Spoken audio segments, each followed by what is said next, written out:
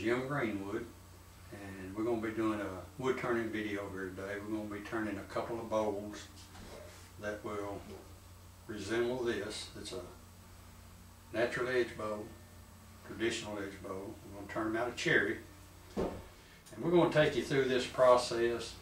Like I say, the most simple, easiest way that I know to do this, from cutting blanks.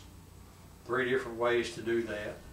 2 different ways to mount it on the lathe, and then going through the whole process of how to use your tools, how to sharpen your tools first, then how to use them, then how to apply it to these projects to get your end result the way you want it. So that's a good example of having a piece of wood turned thin and letting it dry, or trying to let it dry while it's thick. And a good way to prevent some of this is, if you got a blank that you want to keep for a few days or a few weeks, put it into a plastic bag to slow down or stop the drying process, and that will prevent it from cracking. We'll cut the end off about 1 inch to get rid of these check marks, and then we'll be ripping it. One being our natural edge bowl with a bark, this one being the traditional edge. So we'll cut our ends off and then rip it. Okay, we're going to show sharpening our 1/2 inch bowl gouge. We have a gouge with about a 35-degree angle. And we have a jig here. You can buy one or make one yourself. What we're going to do is slide it out, set our gouge in here, get our bevel flat on the wheel. Tighten it down. Now remember, when you're grinding, to roll your gouge back and forth across your wheel.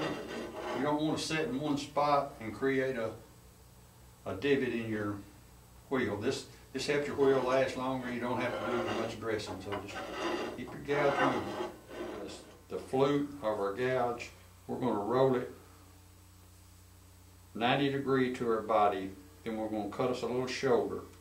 Then you'll roll your gouge back over to your cutting position, where you can pick up the bevel on that shoulder you left.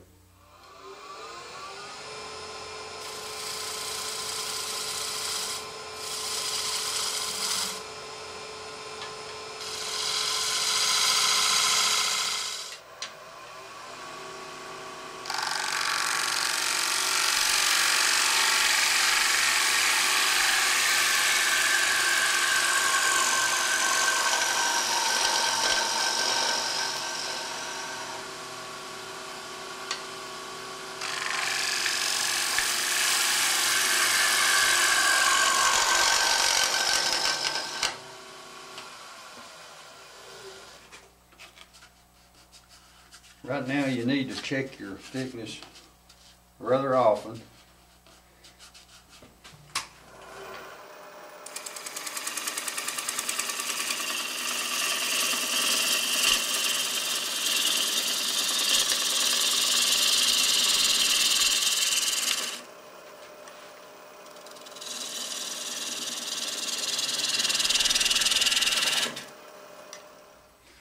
Alright, we have the back of our bowl finished. We have our face cut off down to and below our pith or heart of the tree. Now we're going to do our hollowing. We're going to maintain about a 3/16 inch thickness on this bowl.